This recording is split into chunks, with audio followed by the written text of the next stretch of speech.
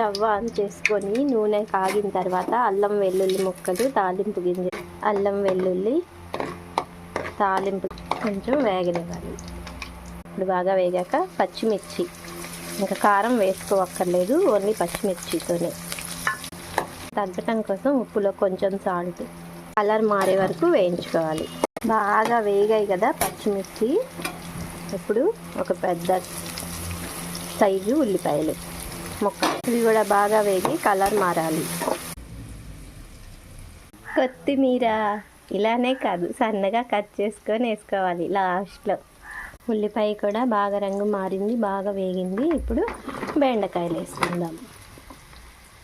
కొంచెం పసుపు, కొంచెం ఉప్పు వేసి కలుపుకోవాలి. బాగా కలిపిన తర్వాత మూత పెట్టుకుందాం. ఆవిరికి ముక్కల్ని మగ్గించుకుందాం. ఇదిగా కొత్తిమీర కడిగి సన్నగా కట్ చేసుకుందాం. మధ్య మధ్యలో మూత తీసి కలుపుతూ ఉండాలి. సుమారు ఒక 10 నిమిషాలు మూత పెట్టించి అప్పుడప్పుడు కలపాలి. వింటున్నావా ప్రణతి? ఇలా నొక్కితే కట్ అయిందా బెండకాయ? ఒక మగ్గింది కదా బాగా.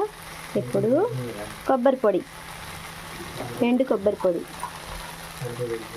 ఇదిగో ఇందాక కట్ చేసి పెట్టుకున్నాను కదా కొత్తిమీర. అంతా గ్రీన్గా భలే ఉంది కదా కర్రీ. కావాలంటే ఇందులో నువ్వులు, శనగిత్తనాల పొడి కూడా కలుపుకోవచ్చు ఫ్రెండ్స్. ఇప్పుడు లేదు కదా మన దగ్గర, కొబ్బరి పొడితో ఎండ్ చేసేద్దాం. ఇదిగోండి గుమ్మగుమ్మలాడే ప్రణతి, గుమ్మగుమ్మలాడే బెండకాయ ఫ్రై, వేడి వేడి అన్నం, బిగ్ బెండకాయ ఫ్రై విత్ రసం. ఓకే.